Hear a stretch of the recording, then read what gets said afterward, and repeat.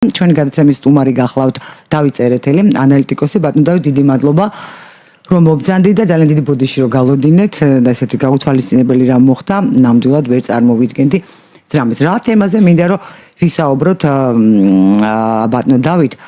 ეხლა 2022 წლის ის ამომიგზო ზუსტად ეს მეხსიერება კარგი რამეა, ხო, იმის სოციალური ქსელების, რომ ენტონი ბლინკენი, მაშინდელი სახელმწიფო მდივანი ამერიკის შეერთებული შტატების მოგვიწოდებდა, ასეთ რამეს გვეუბნებოდა, რომ დაჟინებით მოუწოდებს საქართველოს ხელისუფლებას ყველა საშუალებით დაეხმაროს უკრაინას და რაღაცა აღკვეთოს რუსული თვითნებობები და დაუპირისპირდეს რუსეთს. ხა ეს როგორ უნდა მოეხერხებინა საქართველოს, მე არ ვიცი, ბუნებრივია, მაგრამ ენტონი ბლინკენი ყოველ შემთხვევაში ამისკენ მოგვიწოდებდა. ამის პარალელურად ჩვენ გავიგეთ სულ ახლა რამდენიმე თვის წინათ, როდესაც ჯეფრი საქსი გამოვიდა ევროპარლამენტარების წინაშე, რომ მის ისაუბრა 2021 წლის დეკემბერში სალივანს, ის იყო უსაფრთხოების საკითხებში მრჩეველი თეთრი სახლის ადმინისტრაციის და უთხრა, ეთქვა საჯაროდ, რომ არ აპირებდნენ უკრაინის მიღებას ნატოში, იმიტომ რომ ეს გამოიწვევდა ომს. სალივანმა უთხრა, რა თქმა უნდა, უკრაინის მიღებას არ ვაპირებთ ნატოში, მაგრამ როგორც ჯეფრი საქსი ამბობს და რადგან სალივანს არ უარყვია, ესე იგი მართლაც იყო ეს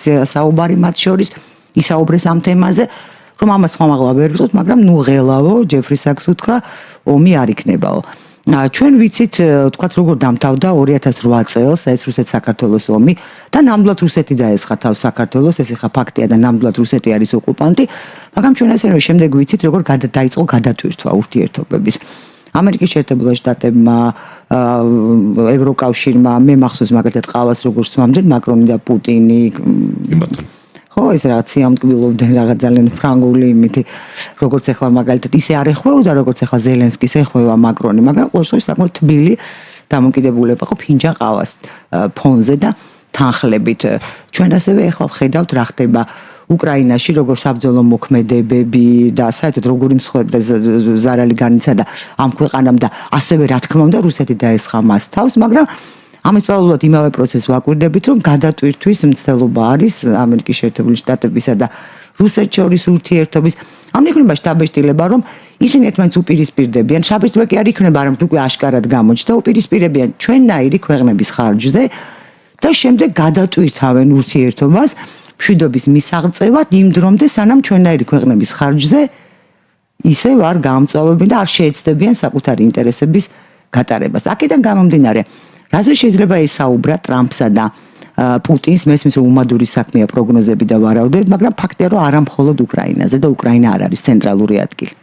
ადგილი კი არა, საკითხი, რომელშიც იკვეთება რუსეთისა და შეერთებული შტატების ინტერესები. თქვენი ვარაუდით, რა თემები არის მნიშვნელოვანი და ამას მიუცებს ხალხის მარკო რუბიოს გამოსვლისას პრიორიტეტები, ჩამონემეშთე თუ მერვე იყო უკრაინის საკითხი და ეს მაფიქრებინებს, რომ ისინი ერთმანეთს ელაპარაკებიან არა უკრაინის, არამედ იმ პროცესების გამო, რისთვისაც დაიწყო უკრაინის ომი. და რა პროცესებია ეს თქვენი აზრით? მოგესალმებით, დიდი მადლობა მოწვევისთვის, მივესალმებით თქვენს მაყურებელს. ესე იგი, ჩვენ რომ ეს გავარჩიოთ, ცოტათი უკანა დაბრუნდეთ და რაღაც მომენტებს შევხედოთ. აი მაგალითად მარკო რუბიო, ვინ არის მარკო რუბიო?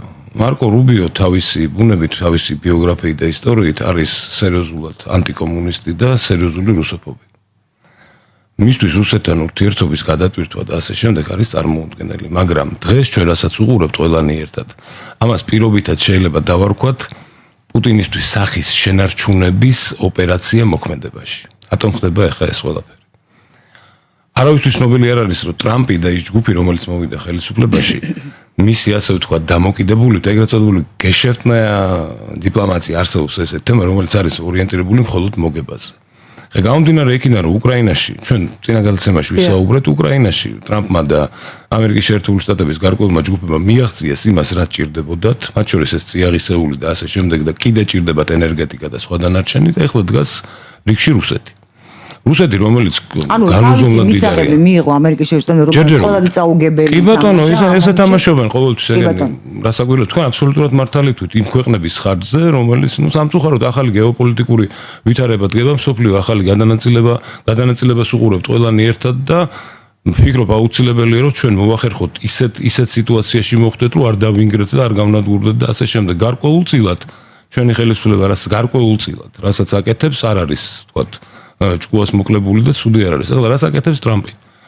ტრამპს აუცილებლად სჭირდება რუსეთთან ურთიერთობა და ტრამპს იმედი აქვს რომ შეძლებს რუსეთთან ურთიერთობის ისე გადალაგებას, რომ ის რუსული ბუნებრივი სიმდიდრეები, რომლებიც დღეს ფაქტიურად არის რუსეთის ხელში, მაგრამ ვერ მიდის, ვერსად ისე როგორც უნდა მიდიოდეს. უომრად მოხდება. უომრად მოხდება მის ხელში, ეს ღია უკვე ამას ნებისმიერ ადამიანს შეუძლია თუ კი აინტერესებს ნახოს, რაზე არის საუბარი. ტრამპი თავაზობს, რომ კი ბატონო, დაგიბრუნებთ ამ პრემიუმ ბაზრებს, თქვენს ასე ვთქვათ, ნავთობი, გაზი, ალმასები და ასე შემდეგ, ოღონდ დისტრიბუცია იქნება ამერიკაში. წილში ჩამს. არა, დისტრიბუცია პლუს ამასთან ყველაფერთან ერთად. ეხლა ჩვენთან სამწუხაროდ ამას არ აქცევენ ყურადღებას, არა და ძალიან სერიოზული საკითხია. მაგალითად, ჩინეთი რა ფასში იღებს რუსულ გაზს, იცით? ძალიან იაფად როგორც იმ ფასში, რასაც რუსეთი აწვდის საკუთარ მოსახლეობას. და გარდა იმაზეც კი ესაუბრებიან, რომ უფრო დამიკელიო ეს ფაქტურად ძარცვაა რუსეთის დღეს. იმიტომაც არის გაზპრომი ისეთ მდგომარეობაში, რომ გაკოტრების პირას არის. ეს თუ მოხდა და ამის დიდი სურვილი აქვს, რატო ხა? ეს არის არა მხოლოდ ტრამპის გადაწყვეტილება, მთლიანად ამერიკის ელიტის. ერთი წამით რო წარმოვიდგინოთ, რომ თუ ამერიკელებმა ეს ხელიდან გაუშვეს და რუსეთი საბოლოო ჯამში ისედაც უკვე ძალიან არის მიმული ვარ, ჩაუვარდა მკლავებში ჩინეთს. საერთოდ ხო უნდა წარმოვიდგინოთ ესეთი ვარიანტი. ერთს წარმოვიდგინეთ, ჩინეთი ესეთი უნარიანიერი ხა, ჩემი უზარმაზარი პატივისცემა ვთქვათ, სხვა ერებსაც და ასე შემდეგ, მაგრამ ჩინეთი ეს არის სოფლიო, ხო, ეს არის ცალკე ცივილიზაცია, ეს არის სოფლიო ქარხანა, რომელმაც რომ შეძლოს რუსეთის დამცრობის ფონზე წამოიღოს მათი ბუნებრივი რესურსები, გაზი, ნავთობი და არა, ეს იქნება მონსტრი, ვერანაირი ამერიკა, ევროპა და ვერავინ მათ წინააღმდეგობას ვერ გაუწევს. აქედან გამომდინარე, ტრამპი მაქსიმალურად ცდილობს და ის ელიტა, რომელიც მის ზურს უკან დგას, რომ მაქსიმალურად იქნებ როგორმე პუტინი მიიყვანოს იქამდე, რომ ძალიანაც არ ჩაუვარდეს ჩინეთს და მიცეს მას საშუალება, რომ გამოიყვანოს აქეთ და წაიყვანოს თუ გნებავთ ისენ პრემიუმ ბაზარზე, აქ ევროპის პრობლემა ჩდება შემდეგში, მაგრამ თვითონაც მიიღოს უზარმაზარი ბონუსი აქედან და ფაქტიურად სერიოზული ბუნებრივი რესურსები ჩაიგდოს ხელში, მაგრამ აქაც პრობლემები ჩდება, იმიტომ რომ აქ ნავთობი, ნუ ეს სხვა თემის საკითხია, იმიტომ რომ ამერიკაშიც არის ნავთობის წარმოება, ასე ვთქვათ, რომელიც სიტყვაზე $60 ქვევით რო ჩამოდის ნავთობი, ის არარენტაბელური ხდება. როგორც ყველგან, არა, ნუ ეხლა საუდის არაბეთი და ემირატები იქ $5-6-ია. იქ გაურაცხელი რაოდენობა. ჩვენთან კიდე რა არის მომენტები, ყველა $48-აო ამბობენ რუსეთის მიერ ნავთობის ფასი. $48 არ არის მოპოვების ფასი. ეს არის ბოლომდე მიტანილი უკვე რო ტრანსპორტირებისთვის. მოპოვების ფასი არის დაახლოებით $18-20 რუსეთის ნავთობის, მაგრამ დანარჩენი მე ემატება, იმიტომ რომ უზარმაზარი ქვეყანაა, დიდი ლოგისტიკური მხარეა და ასე შემდეგ და ხო, კარტელია და ძალიან ძიმე ვითარებაში ვარდებიან და აქედან გამომდინარე ტრამპი მაქსიმალურად ცდილობს რომ პუტინთან ურთიერთობა არ გაიფუჭოს და არ დაძაბოს და აძლევს დროს იმისათვის რომ გონს კი არ მოეგოს ასე ვთქვათ სახე შეინარჩუნოს ისე რომ თავის მოსახლეობას მიყიდოს ეს სიტუაცია ისე რომ მან ავა თუ კარგად რაღაცა წარმატებას მიაღწია უკრაინაში ხა რეალურად რომ შევხედოთ რეალურად რა მოხდა რუსეთმა ხო ფაქტიურად სერიოზული მარცხი განიცადა რომ შეხება მაგრამ აი ბატონო როგორც სამხედროები ამბობენ როცა მე ვუსმენ მე ვცდილობ ვიყო მე მიჩნდება მე ხა სამხედრო დიდი სტრატეგია არ ვარ რა თქმა უნდა და სამხედრო საქმეშივე მაგრამ ლოგიკა ხო არსებობს მე მგონია რომ მაინც რუსეთისაც არ უნდა ბოლოს და ბოლოს თუ აქვს ეს რა დაბომბავდა თქვა იავარქმნიდა ტერიტორია რუსეთიც ვაჭრობს მე მაგას გულისხმობ მას არ ენარება თავისი მოსახლეობა და რუსეთიც ვაჭრობს ამიტომ მიიწევს ნელა იმიტომ რომ ეს ათავისუფლებს სივრცეს ვაჭრობისთვის და აი რას თქვენ თქვით ეხლა ამან მე ცოტა შემაშფოთა ჩვენი ევროპელი პარტნიორების არ იყოს იმიტომ რომ გამოდის რომ მე მესმის რომ ტრამპს უნდა შეუნარჩუნოს ანუ ამერიკის შეერთებულ ელიტას ასე ვთქვათ შეუნარჩუნოს სახე რუსეთს იმიტომ რომ ჩინეთი არ შეიქმნა ძალიან დიდ მტრად მაგრამ იმავდროულად ეს კოზირიცა რუსეთის ხელში ამერიკის ეს სურვილი ბატონო გარკვეულწილად კოზირი არის მაგრამ აქ ხდება მეორე ვარიანტი თქვენ შემოგულეთ გარდა იმისა რომ ტრამპი არსებობს ამერიკის შეერთებული შტატები არ არის რუსეთი ან რაიმე ავტოკრატიული ქვეყანა ეს არის აბსოლუტურად სხვა ქვეყანა რომელიც დაბალანსებულია ყველა მიმართულებით თუ ტრამპმა გააგრძელა ეს დიდი ხანი ვეღარ გააგრძელებს ჩვენ გვაქვს რამოდენიმე თვესაც არ ვიტყვი რამოდენიმე კვირის თემაა შემდგომში ტრამპმა გადაწყვეტილება უნდა მიიღოს წინასწინააღმდეგ შემთხვევაში მოუწევს სერიოზული აი რა გადაწყვეტილება რას ამბობ რუსეთთან მიმართებაში ან რუსეთი უნდა დათანხმდეს ტრამპის წინადადებას რაზეც დიდი ალბათობით ვფიქრობ რომ დათანხმდება რომ ომი უნდა შეწყდეს იმ პირობებით რომელსაც არის საუბარი ის რუსების ის ხაწელკები ბოდიშვიხტი ამ სიტყვის გულისთვის რომ ეს მინდა ეს არის ზღაპარი ეგ არ მოხდება ამას რუბიოს ნათქვამიც მოწმობს და არც საშუალება ძალა არა აქვს იმისი რომ ეს ყველაფერი წაიღო აქედან გამომდინარე ტრამპი ვერ დაუპირისპირდა აი ლინსი გრემია იქ ერთ-ერთი შემოქმედი ამ სიტუაციებისა. ადამიანი რომელმაც ეს მისოფიში დაიწერა ეს სანქციებზე რო არის თუ ის 500%-იანი მეორადი სანქციები და ასე ღმერთმა დაიფაროს რომ გამოვიდეს რუსეთს გადაამტრევენ წელში. ისეთი რამე შეიძლება დაემართოს და არც პუტინს არ აწყობს დიდი ალბათობით. დიდი ალბათობით არ აწყობს რა შეიწყოს სიტუაცია. პუტინი იქამდე არის, მაგრამ სანამ ხელისუფლებაში. რა თქმა არა. პუტინი ხელისუფლებიდან თუ გამოვიდა, მას ძალიან სულად წაუღო საქმე. ყველაზე კარგად მას ესმის და ისიც ესმის, რომ სერიოზულ დაპირისპირებაში ამერიკის შეერთებულ შტატებთან ის შეიძლება საკუთარ ელიტამ ძალიან სულად ასე ვთქვათ მოუტრიალოს ეს ამბავი. ამიტომ პუტინს სჭირდება ეს სიტუაცია, მას გარკვეულწილად შიშები და პრობლემები, იმიტომ რომ ხა მილიონი შეიარაღებული ადამიანი ამხელა არმია, ამხელა რესურსი ეს რომ მოტრიალდეს და შიგნით ჩამოიყვან ამას, აბატიათ, მაგრამ სტალინი არ არის რა. რომ ამხელა სიტუაცია დაალაგოს და მართოს, ძალიან რთული იქნება. მით უმეტეს ხალხი, რომელმაც იომა ამდენი ხანი, რომელსაც იდეა ფიქსია, რომ ისინი რუსეთს იცავდნენ თუ არა ეს სხვა თემა აბსოლუტურად. ისინი ასე ფიქრობენ. ისინი მიჩვეულები არიან სერიოზული ფულის გადახდას. ეკონომიკაში უკვე პრობლემებია, ხა არაერთხელ მithქვს ვკითხულობ ხოლმე რა, ის ფონდ ნაციონალურ დასტაიანია აქვს რუსეთს, 9 ტრილიონი რო ქონდა, 3 ტრილიონი არის დარჩენილი. ეს იმ ფონდზე როდესაც დეფიციტია 6 ტრილიონზე მეტი უკვე რუსეთის ბიუჯეტის პირველ კვარტალში. 1.4%-ზე ჩამოვარდა ВВП 4.5-დან. ხა ამას ფულს ხო უნდა გადახდა ყველა. რა თქმა უნდა. ძიმე ვითარებაში არიან და ამიტომ მე ვფიქრობ, რომ ტრამპის წინადადებას დათანხმდება. თუ ტრამპმა გააგრძელა კიდევ ხო ის რეიტინგი ამ ხელაზე დაუვარდა რა ტრამპს ეს პრობლემაა მისთვის ახლა კაც პოლიტიკოსია და პოლიტიკაშია და ფიქრობს რომ მაქსიმალურად სწორედ წაიყვანოს ძალიან ბევრი მარცხი განიცადა რა აი ძალიან ბევრი სამწუხაროდ და ეხლა ფიქრობს რომ ეს არის ერთ-ერთი ვარიანტი იმისი რომ მან გაიმარჯვოს ამ რუსეთ-უკრაინის თემაში და ამას ჭირდება ასე ვთქვათ რომ პუტინი დაითანხმოს ამას და პუტინს დაითანხმოს და პუტინი თვითონ შავ დღეშია იმიტომ რომ ორ ცეცხლ შუა არის ჩინეთი და არის ამერიკის შეერთებული შტატები რომელიც ორივე მასთხოვს აღარ იცის რა გააკეთოს და როგორ მოიქცეს რეალურად, მაგრამ გამოსავალი არსებობს. ჩინეთს ამერიკის მოლაპარაკებები ხა 9 მაისს კიდე ჩინეთს მოლაპარაკებები მიმდინარეობს უკვე 2 თვეა და მეტი კიდე. კი. თვითონ აი იქ ჩინელები აი ეს რიადში მოლაპარაკებების დროს იქვე მოძრაობდნენ ისინი იყვნენ ამ პროცესში. ჩვენ არ ვიცით უბრალოდ. ჩინელები პირდაპირ ამბობენ რომ ჩვენ ხა იცით არსებობს სამხედრო საქმეში არსებობს ეს მომენტი, აი როგორ არყვევენ ვისი ქობინი გავარდა ვთქვათ артиლერიიდან რა კოსმოსიდან ჩანს ფერები სხვადასხვა ქვეყანაში წარმოებული ქობინები სხვადასხვა ფერად ანათებს კოსმოსიდან კოსმოსში ყველაფერი ჩანს ესენგრე ვერ პოულობენ ვერაფერს ყველამ ძალიან კარგად იცის რომ არანაირი ჩრდილოეთ კორეა და არანაირი არსებობს ეს ყველაფერი ჩრდილოეთ კორეა არის უბრალოდ გამტარი და ჩინეთიდან მოდის ძალიან ბევრი რამე რაც კი შეუულიათ რომ დაეხმაროს რუსეთს იმიტომ რომ გარკვეულწილად ჩინეთი იყენებს რუსეთს როგორც ყინულ ჭრელს ევროპის და ამერიკის წინააღმდეგ იმიტომ რომ მიიღოს ის თავის ინტერესები რაც მას ჭირდება ჩინეთი თამაშობს მრავალ კომბინაციად თამაშს როგორც ყოველთვის ახლა კი ბატონო და აქედან გამომდინარე აქ ჩვენ ხო და რას ვამბობთ ეს ქობინები რო არის ჩინური ხა ჩინელები ლაპარაკობენ რომ მათ დაახლოებით დაუждათ იგივე თანხა 200 მილიარდზე არის საუბარი რუსეთის დახმარება და ითხოვენ ადეკვატურად ჩვენ გვჭირდება რაღაცა რა შეიძლება მიცე რესურსები კი ბატონო და მეორე შუა აზია ხა მას მერე რაც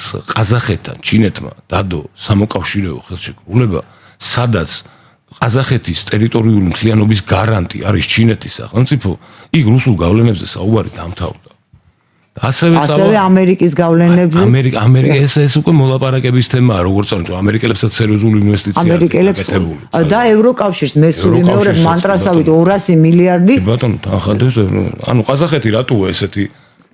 ნეტად ჩვენამდე მოვიდეს როდესმე სიტუაცია და გამომდინარე აქედან ჩინეთი ამას ითხოვს რამდენად ახლა დასავლეთისთვის ეს ძალიან რთულია ამის აღიარება ის ამხელა რეგიონის ახლა ჩინეთის გავლენის აღიარება ძალიან ძნელია და გარკვეულწილად მარცხია მაგრამ ახლა ჩინეთმა თუ მოახერხა და ეს წაიღო ისე ყველაფერი როგორც მის სურვილია მე ამიერკავკასიასაც მოადგება კი ბატონო იქ აზერბაიჯანს და სომხეთს შედარებით ნაკლები პრობლემა აქვს იმიტომ რომ იქ თურქეთის ფაქტორია და საფრანგეთის ფაქტორია და ცოტა სხვა ჩვენ ფაქტიურად ვართ დაუცველები და რატო იმიტომ რომ ამ ჩინურ სიტუაციას აი რუსების გავლენებს საქართველოში აზდის ჩინური გემო ისმით რეალურად ჩინური გემო თუმცა სხვათა შორის ბატონ დავით მე ვფიქრობ რომ რუსეთისთვისაც არ უნდა იყოს ფლათხელსაყრელი ჩინეთის ერთპიროვნული ბატონობა ჩვენთან გამოსავალი არა ხო მაგას ვამბობ ერთია რომ გამოსავალი არა და ვერ უწევს წინააღმდეგობას რუსები კარგად იყვნენ თვითონ იყვნენ თავის ყველა თავის საზღვრებში რა ჩვენი პრობლემა მადარდებს და აი ხშირად მიფიქრია ეცით ამ თემაზე რომ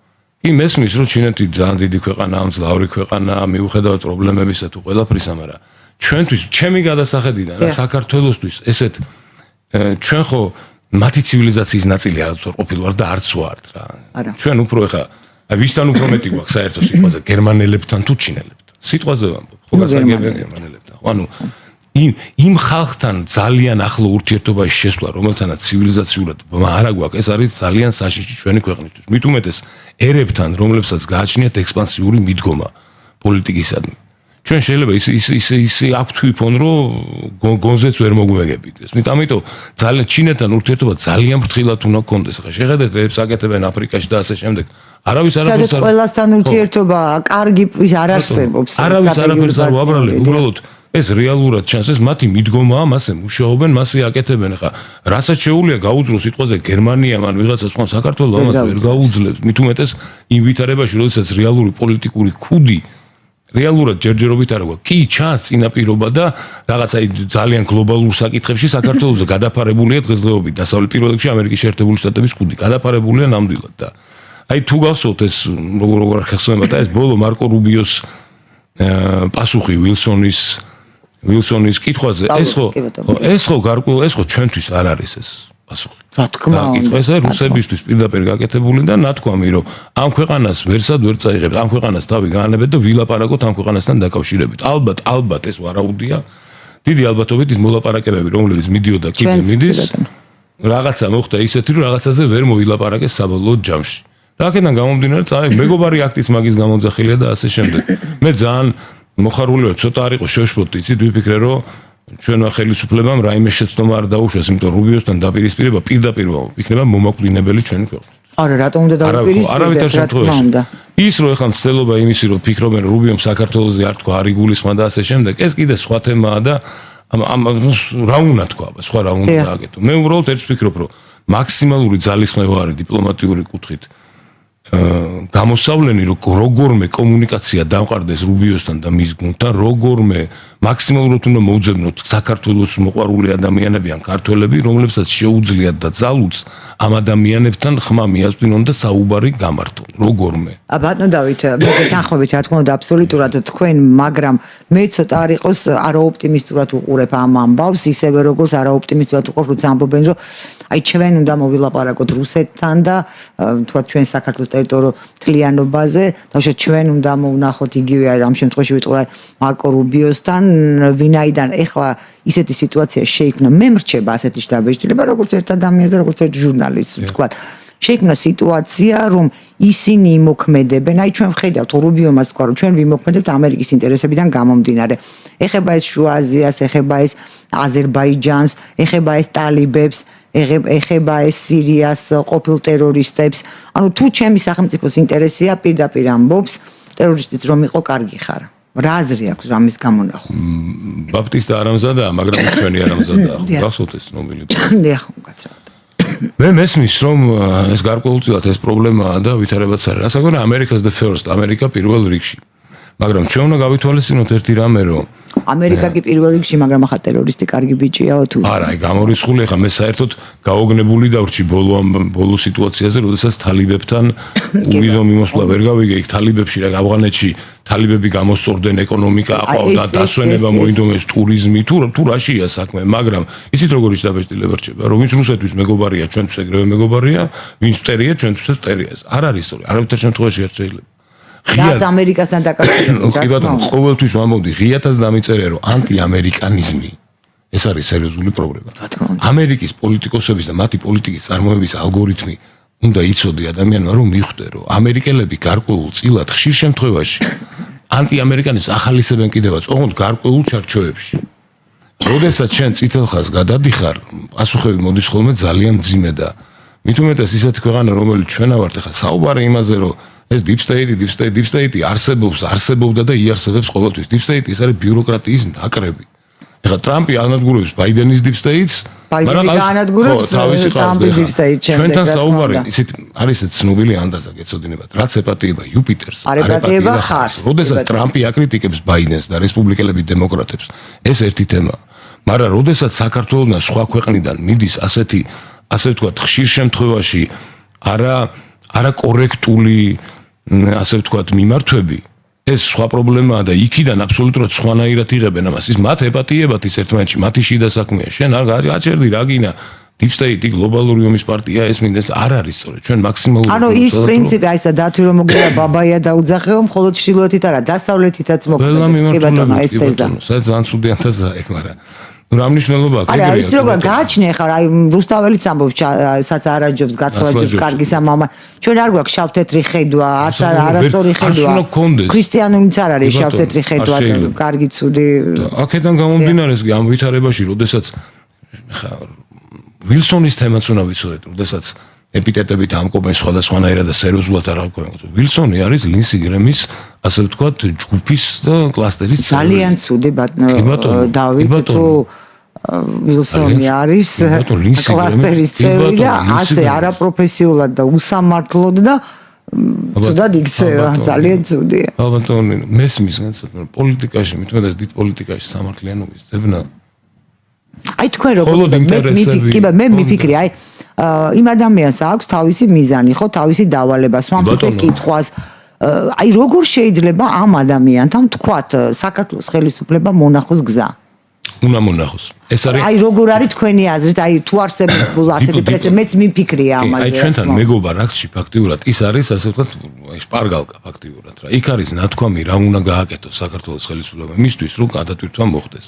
რა სიტყვენ პირველ რიგში რა ისინი ხედავენ ამას ალბათ ინფორმაციებიც აქვს ის რასაც ჩვენ ვერ ხედავთ არა გვაქვს რომ საქართველოს იცვლის ნელ-ნელა ვექტორს და დგება იმ ქვეყნების რიგში როგორიც არის წერია იქ პირდაპირ რუსეთი, ირანი, ჩინეთი აბა რა გააკეთოს საქართველოს აი ზუსტად ხო ზუსტად რა უნდა ეს ამაზე მინდა ვისაუბრო ჩვენ უნდა შევთავაზოთ პირდაპირ უნდა შევთავაზოთ რომ კი ბატონო ჩვენ მოყვებით ჩვენ გვინდა თქვენ ცივილიზაციის ნაწილი ვართ იმიტომ რომ ჩვენ თქვენი ცივილიზაციის ნაწილი ვართ და პლუს უძველესები ვართ ჩვენ ქრისტიანები ვართ თეთრები ვართ და ასე შემდეგ ზეზვა და მზია ხო კი ბატონო ზეზვა და უძველესიერი ვართ და უძველესი ქრისტიანული ცივილიზაცია მათი ნაწილი ვართ მოვაწეროთ სამოკავშირეო ხელშეკრულებას ხელი მithumetas იქიდანაც არის სურვილი როგორიც ვთქვათ ისრაელზე არ ვამბობ ჩრდილოეთ კორეის იაპონიის ან ასე შემდეგ იმის აივანის მსგავსი გადაგვაფარეთ თქვენი ქოლგა და კი ბატონო პრობლემა არის რომ ჩვენ რაღაცით გარანტირებულები ვიყოთ თორე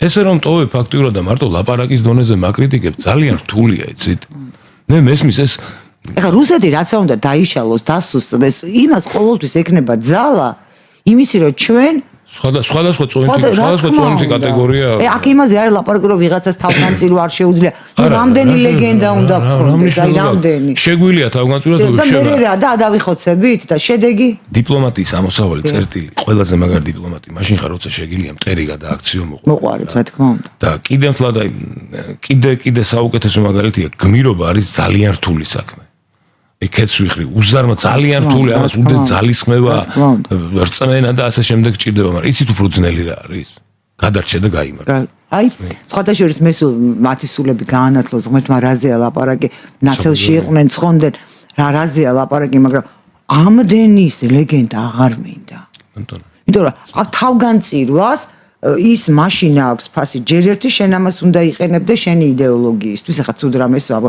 არა რატო ამბობ ცუდ რამეს და მეორე ამას უნდა შეეცვალა შენი გეოპოლიტიკური მოცემულობა ხო რომ ეს იყოს გამართლებული ის გმირია ის ცხონდა ის საერთოდ სხვა სიმაღლეზე ავიდა ის სხვა განზომილება ის საერთოდ ხა ანწუხელიძე არის აბსოლუტურად სხვა განზომილება აბსოლუტურად აი შინდისის ბიჭი აი ეს სხვა რაღაცაა სხვა ამას და ჩვენ კიდევ გვინდა ამას არასოდეს არაპატიებს საქართველოს რუსეთს პუტინს არაპატიებს და არც უნდა აპატიოს ისე როგორც ჩვენ ხო გვახსოვს ის რაც მომხდარა საქართველოს ისტორიაში ეს სულ გვახსოვს მაგრამ აქ ამას უნდა შეეცვალა გმირობამ და თავგანწირვამ მე ასე მესმის უნდა შეცვალოს მოცემულობა და თუ მოცემულობა იგივე რჩება ან მძიმდება მაშინ შენ თავი არ უნდა გასწირო იმიტომ რომ უნდა გადარჩე ანუ ვეთანხმები უნდა გადარჩე და გაიმარჯვე ასე აკეთებდნენ ჩვენ დიდი წინაპრები ყოველთვის ცდილობდნენ ისე გადაელაგებინათ სიტუაცია უმძიმესდან პრობლემებთან რომ ფაქტიურად ყოველ საუკუნეში ჩვენ დადებითი ბალანსი ჰქონდა მათთან ურთიერთობის ყოველ საუკუნეში ეხლა შეგვიძლია მაგრამ ამის საჭიროა ცოტა სხვანაირად ვიმოქმედოთ და საერთოდ დრო არის ვფიქრობ რომ პოლიტიკური სპექტრის ასე ვთქვათ რებრენდინგიც მოხდეს იმიტომ რომ რაც ჩვენ ქვეყანაში ხდება ეს არის წარმოუდგენელი თემა ეხლა აი დაუბრუნდები იმ მომენტს რუსეთთან დაკავშირებით და მინდა მცირე ექსკურსი გავაკეთო, იმიტომ რომ ჩვენთან აი იცით აი ლეგენდის დონეზეა ყვანილი რუსეთის უძლეველობის მითი ეს ნუ წარმოვიდგინე ერთ მხარეს რუსეთის უძლევენ, მეორე მხარეს ჟანგიანი ტანკები. კი ბატონო, ეს ორი უკიდურესობა. არ შეიძლება, ეს არ არის სწორად. რუსეთი არის ის რაც არის, მაგრამ მოდით ახლა შევხედოთ ძალიან ელემენტარულად რა მოხდა უკრაინის ომის პერიოდში. ადრე თქვიდა თქვენც იცით და ჩვენც რუსეთის ასე ვთქვათ რეალური ზრახვები და მათი რეალური სურვილები უკრაინასთან დაკავშირებით ეხლა ის დაპირისპირება 56 ქვეყანას ეომება და უძლებს არანაირ 56 ქვეყანას არ ეომება უკრაინას, რომელსაც ეხმარებიან ისევე როგორც ჩინეთი ეხმარება რუსეთს. მაგრამ სხვა რამის თქმა მინდა შეხედეთ პირველი პრობლემა რუსეთს, როდესაც წითელი ხაზი ყველაზე მძიმე მონაკვეთებს ვიტყვი, ყველაზე რთულს. და ვისაც გნებავთ შემეკამათოს რომ ესე არ არის. პირველი როდესაც გახდოთ ის ცნობილი ზირნავა ეს ძელკა. კი, როგორ არა. როდესაც ბაქიბუქებდნენ რუსები და გამორიცხული აქედან არც ერთი გემი არ გავა. ჩვენ დადის გემები? უპრობლემოდ დადის და იმავე წამს და სამარცხინო ამბავია რა ხოცავენ ერთმანეთს და ხორბალს ყიდიან ფულსაკეთებენ. არა მარტო ხორბალს. არა მარტო რა თქმა უნდა. ეს პირველი გადაყლაპა პუტინმა. რუსეთზე პუტინმა გადა. მეორე ვარიანტი, როდესაც ფინეთი და შვედეთი მიიღეს ნატოში. მაგრამ აი ბატონო და აი მაგაზე მე მიფიქრია ძალიან ბევრი და აი მე მაქვს ასეთი არგუმენტი თქვენ მითხარით თუ არასწორია. ფინეთი, შვედეთი, მე არ მგონია რუსეთისთვის პრობლემა იყოს ნატოში იქნება, არა, ანუ ცდები, თუ არ იქნება, მას არ ქონია ეს ჩემი აზრით, მისი ინტერესების და გავლენის სფერო არ იყო. თუ ცდები თქვენ გამისწორეთ, მე ესე მგონია და ისევე არ ირეაგირებდა ყოველთვის მე ასე მგონია ფინეთსა და შვედეთის ნატოში გაწევრიანებაზე, როგორც ვთქვათ ირეაგირებდა საქართველოს, მოლდოვის ან უკრაინის გაწევრიანებაზე ან შუა აზიის რომელიმე სახელმწიფოსი. გავტონინო, ფინეთი თავის დროზე იყო რუსეთის იმპერიის ნაწილი. კი, როგორ არა მახსოვს. გარდა ამისა, სერიოზული საზღვარია ფინეთი. კარგად გვასწავლდნენ ისტორიას კი ბატონო. ნამდვილად კარგად გვასწავლდნენ. ნამდვილად მე ირონიულად არ მის შემთხვევაში ხო იყო რაღაცა არასწორი რაღაცები, მაგრამ ისტორიას ნამდვილად კარგად გვასწავლდნენ. უზარმაზარი საზღვარია თითქმის 1000 კილომეტრი. კი, დიდი საზღვარია, დიახ. ფინეთიდან პეტერბურგამდე სიტყვაზე ატომური ქობინის მიტანა შეიძლება 2 წუთში. 2 წუთში, რაც გამორიცხავს ყველანაირი საპასუხო დარტყმის ალბათობას. და თავდაცვასაც მათ შორის. F-35 რო აფრინდეს ფინეთში ტრასიდან ის საშუალებაც აქვს. წუთნახევარში 2 წუთში პეტერბურგი აღარ იარსებობს. მოსკოვ მე საპასუხოს არა მე ვამბობ რას იცით მე კი არ ვამბობ რომ ეს მოხდება და ეს საშინელება იქნება საშინელება მე ვამბობ რომ პრობლემა არის თუ არა ეს სერიოზული პრობლემაა გარდა ამისა ეს ფინეთი შვედეთი და დანარჩენი ის ქვეყნები რომლებიც ბალტიის ზღვას კეტავენ რომელიც არის ერთ-ერთი გასვლელი რომელზეც პეტრემ მილიონობით ადამიანი იომა და მილიონობით ადამიანი დაწვა და პეტერბურგი რო აშენა სადაც ძვლებზეა აშენებული პეტერბურგი რა თქმა უნდა ეს არის ფანჯარა რომელიც მან რეალურად გაჩერა ევროპაში აი ამ ფინეთის და შვედეთის მიღებით ეს ფანჯარა იკეტება იმიტომ რომ ბალტიის ზღვა ფაქტიურად ხდება ნატოს შიდა ზღვა და ეს პრობლემაა ანუ როგორ გამოდის იცით უკრაინისთვის არა და საქართველოსთვის თუმცა მე სიმართლე გითხრა ნატოზე არც არასდროს არ მქონია გადარეული არც არასდროს არ ყოფილვარ და არც თვლი უამრავი სხვა კავშირიც არსებობს და კიდე ერთხელ ვამბობ სამოკავშირეო ხელშეკრულება ამერიკის შეერთებულ შტატებთან ეს არის ჩვენი და ევროკავშირში გაწევრიანება ამაკიდან გამომდინარე ფინეთის პრობლემა, მაგრამ ნუ ასე თვლიან და ასე აპიარებენ და ასე აწვდიან თავის მოსახლეობას. მესამე, როდესაც უკრაინას მიცეს უფლება რუსეთის ტერიტორიის დაბომბვის. ეს ნიშნავს იმას, რომ უსაფრთხოების დოქტრინამ აპატიეთ ამ სიტყვის გულისხმობ თავზე გადაახიეს და პუტინმა მიიღო ეს წითელი ხაზიც გადაყლაპა. შორს აღარ წავალ-მეს და ეხლა ვიტყვი ბოლოს. რომელიც თუ მოხდა, აი იმიტომ ვამბობ, მე იმიტომ ვთქვი სათავეში რომ სახი ოპერაცია პუტინისთვის სახის შენარჩუნება მოქმედებაში. მაქსიმალურად ამერიკის შეერთებულ შტატებს ერთ ანგლოსაქსონურ საყვარელს რუსეთის დაშლა არ უნდათ იმიტომ ვნიშნათ რომ ეს დაშლა გამოიწვევს ჩინეთის არაადეკვატურ გაძლიერებას. ურჩევნიათ რომ ეს რესურსები ისე უუნარო რუსების ხელში იყოს ბრჭყალებში და საგვირელია უუნარო იმიტომ რომ სად ეხა ჩინეთის ტექნოლოგიური განვითარება და ჩინეთის ძლიერი და სად რუსეთის ძლიერი ამ საკითხში ახლოც არ არის ერთმანეთთან ხო? ან მათი კონტროლის ქვეშ იყოს. თუ ეს არ გამოვა, მაშინ რუსეთი უნდა დარჩეს, რომ იქნებ გრძელვადიან პერსპექტივაში ის გამოყენებული იქნას ისევ ანგლოსაქსების ხელში, როგორც არაერთხელ მოხდა ნაპოლეონი, გიტლერი და რა ვიცი, იმავე ჩინეთის შესაკავებლად. მაგრამ თუ ამაზე ხელი მოაწერა ახლა ოვამ, ისე რომ მას კონსტიტუციაში აქვს შეტანილი ხალხის ხელისუფლება. აი ეს სხვათა შორის ვერაფრით ვერ ახსენი, რა საჭირო იყო ასეთი სიჩქარე. სიჩქარე რა საჭირო იყო ის შეეტანა რაც ჰქონდა თქვა დაკავებული უკვე აი ეს სიჩქარე ვერ ახსენე არარაციონალური მეჩვენა რა გათვლა შეიძლება ყოფილიყო დიახ თავის დროზე თუ გახსოვთ, სურკოვი და პატიმრობაში იყო, ბესედაში და პატიმრობაში იყო. ეს ის ხალხია, რომელმაც ახლა პუტინი მართლა ღმერთი ხო არ არის ყველაფერი იცოდეს. ის ის დამოკიდებული ინფორმაციაზე, რომელსაც მას აწვდიან. თავის დროზე ის დააჯერეს, რომ მას უკრაინაში ელოდებოდნენ ცხლებს, სოლპურით და მარილით და ისეთი მეხუთე კოლონა იყო, რომ მას ტაშის ცემით და იმით შეხვდებოდა. ისინი დაჯერეს სხვადასხვა მე შემდეგ წერდი ამ რუს პოლიტიკოსებს 2008 წლის შემდეგ და ვკითხე აი ესენი ხო იმასაც გაუწეს სამეგრელოში რო ეგონათ ჩვენთან რომ რუსი ჯერ შეხვდებოდა. ის გაუსულ ვეკითხებდა ის საიდან მოიტანეთ ეს აბსურდი რომ საქართველოს რომელიმე კუთხეში დამპყრობელს შეხვდებიან არც შეიძლება რაღაც არ შეგივარდეთ ტანკს არ შეუვარდეს მაგრამ როგორ შეხვდება დამპყრობელს სიხარული ჩვენი ისტორიის მქონე ერი არც ერთ დამპყრობელს ვინც გინდა იყოს თინა გერმანელი იყოს და ვინც გინდა იყოს არავის არ გაუწვევა და ყველას გაუწევს წინა მათ შორის რუსსაც გაუწევს მიუხედავად იმისა რომ ძალიან ხშირად მესმის რომ ჩვენ აფს თავი არ აქვს ეს არ შეგვიძლია ყველაფერი შეგვიძლია რაც შეგვიძლია იმას გავაკეთოთ სწორი პირობების სწორი პოლიტიკის გატარების შემთხვევაში ქართულს იმხელა სული აქვს და პოტენციალი და შინაგანი სიძლიერე რომ მომხედურს ყოველთვის გაცემს სულ მე ხა დილის პომა რომ შახინის კამო შემიძლია თქვა საქმეზე რომ მიდგეს გავიკეთო მერთმა დაიფაროს ეს ჩვენი ქვეყანა ჩვენ საქართველოს ქვია ჩვენ ქართველები ვართ და ეს ჩვენი სამშობლოა არავის არ აქვს უფლება ამ ქვეყნას რამე წაგლიჯოს მაგრამ ბოლო მომენტამდე უნდა ვეცადოთ რომ გადავჭერდა მაქსიმალურად უნდა თუ არ გამოდის თუ არ გამოდის ახლა რა თქმა უნდა არ გამოვა მაგრამ უნდა ვცადოთ და ამიტომ ამბობ აი ეს თუ მოხდა ეს სიტუაცია და აი ამ ხაზზე გაჩერდა ეს სადაც არის ეს რა შეიყვანეს ხერსონის ოლქი, ზაპოროჟიეს ოლქი, დონეცკის ოლქი, ლუგანსკის ოლქი. არც ერთი ბოლომდე დაკავებული არ არის. ბოლომდე არ აქვს დაკავებული. არც ერთი მათ შორის არის. ვენსმა თქვა არა, ჩვენ ვერ მივცემთ იმ ტერიტორიას, რაც არ დაუკავებია. მე ეს აღვიქვი მწვანეთ. რომ დაიკავეთ თუ ბიჭი ხარ და მოგცემთ. წინა გადაცემაში ხო ისაუბრეთ. ვერ დაიკავებს, არ ყოფნის იმდენი ძალა ეხა. Вторая армия მირე ლაპარაკობ. ეხო გამოჩნდა კაკა вторая армия მირე. მე ისაუბრები რომ ევროპას არაფერი არ შეუულია და ევროპის ეს ნუ ხანდახან ისეთ აი მიკვირს ხოლმე.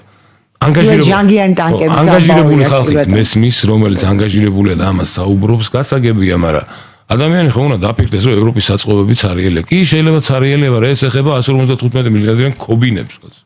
დანარჩენი ეხება უკრაინაში, ეს ლეოპარდები რომ მიაწოდეს და ყველა რო ფიქრობს, რომ არიქა და გერმანიას ლეოპარდები არ დარჩება, ეს ლეოპარდები არის 60-იანი წლების. ლეოპარდა ძინ.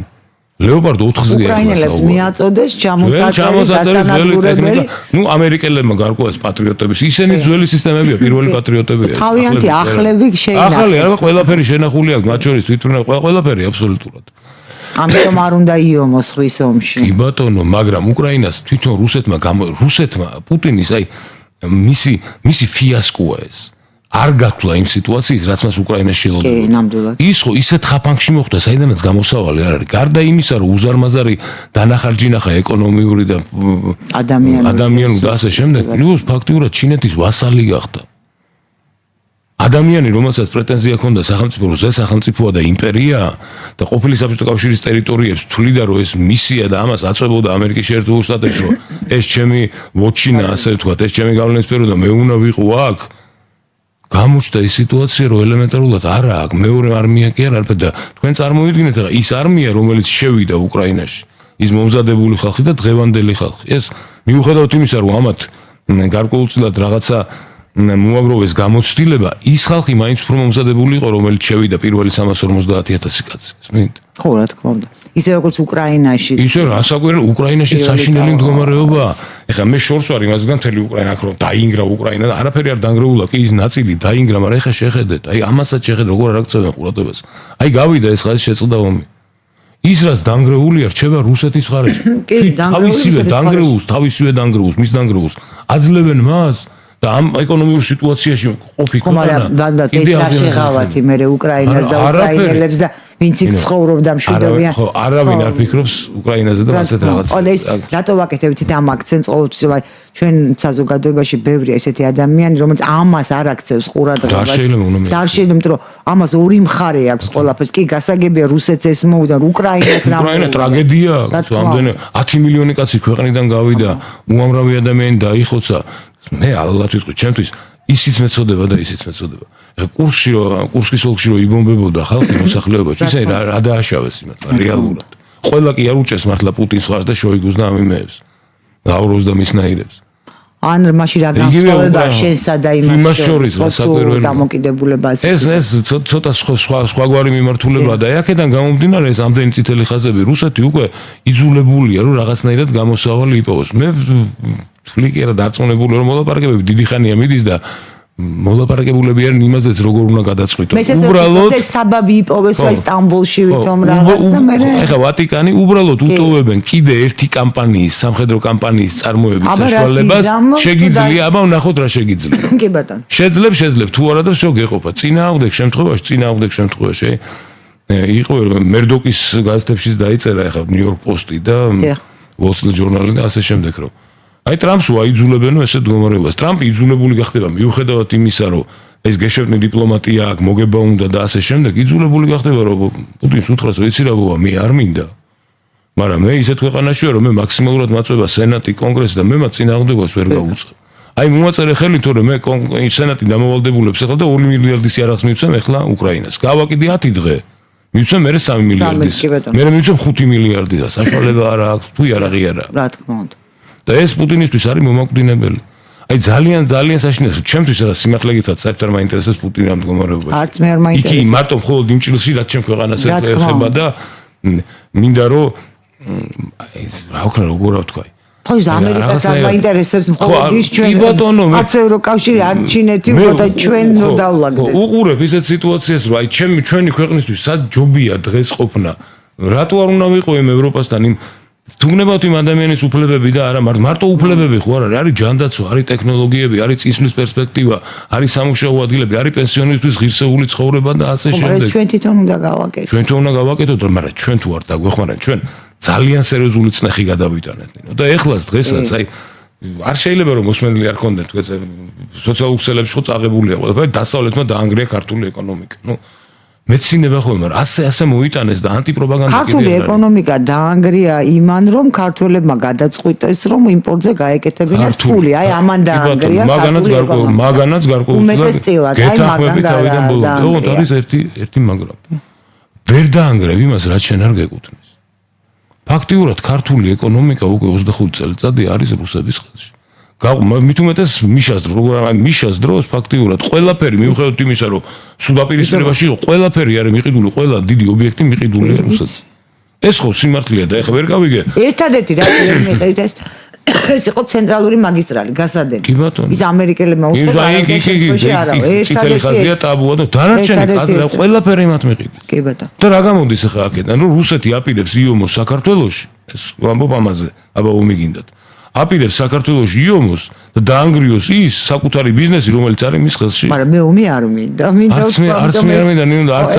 არც არის საფრთხე ადამიანი არ დაანგრევს საკუთარ ბიზნესს იმისთვის რომ რაღაცა ამორფული გამარჯვება მოიპოვოს. როდესაც შენია ის, შენ ომი აღარ ჭირდება, ის შენია. და დღეს ფაქტობრივად თუ გაკეთებ კაფეო მოძრაობას რატო არ დაუწევ რა? არა, მაინც არა. ამ კაფეო მოძრაობა უნდა გააკეთოს საქართველოს. ვერანაირ კაფეო მოძრაობას ვერ გააკეთებს. ჩვენ არ გვაქვს მაგისაში. ელემენტარულად წინაგაცემში საუბრობდით. საქართველოს იქამდე მიიყვანეს, რომ ჯარის გაძლიერების საშუალება გვაქვს აკრძალული. არა მარტო ეგ, აი ამობენ, აბა რუსეთიდან შემოდის გაზი, ნავთობი, საჭმელი და ასე შემდეგ. რატო შემოდის რუსეთიდან მაინც და მაინც? სხვა ბაზრები არ არსებობს. იმიტომ რომ ესია გადაწყვეტილი და 100 არის ნაბრძანები და 100 აქედან უნდა შემოიყვანო მორჩა. შენ ვერ ჩაანაცვლებ სიტყვაზე უკრაინული, თქვა ბურღეულით. იმიტომ რომ არა უნდა იყოს მარტო რუსული. იმიტომ რომ მათი გავლენის სფეროა და ასე თულიანისე. ხო, ამც მაშინ რაღაცა ქნან ამერიკელებმა რასაკვირველია. რომ არ იყოს გავლენის სფერო რო არის ეს ამერიკელი დიპლომატიის სისუსტის ბრალია. ჩვენ ერთამეში უნდა ჩამოყალიბდით რა. ჩვენ არ გვაქვს დღეს მომწონს, არ მომწონს, ასე ჩვენ არ ვეღარ ვასწრებთ. ხო, ვეღარ ვასწრებთ. კი ბატონო, ორი სიტყვით დავახლა დავამთავრე. საქართველოს მარტოს არ აქვს საშუალება რომ პუტინის კლანჭებიდან უპრობლემოდ დაიხსნას თავი. ჩვენ გვჭირდება დახმარება, რეალური დახმარება, ოღონდ შეშფოთება, აღშფოთება და ასე რეალური დახმარება. ამის საშუალება დაგვეხმარენ ძალიან ბევრჯერ. რეალ დღეს რო ჩვენი ქვეყანა არსებობს ეს ამერიკელების ამერიკის შეერთებული შტატების უდიდესი ლოგისტიკა რა იგივე შორს ამიყვანს ახლა უდიდესი. მარტო ჯანმრთელობის ამბავშიც და ტუბერკულოზის ელიმინაციის პროგრამა 4 მილიარდზე მეტი დაჯდა და სამხედრო თემაზე აღარ ვლაპარაკობ. იქ გქონდათ ცდილობები რაღაცეების, მაგრამ ყველა გააჩერეს, მაგრამ მეტი გვჭირდება.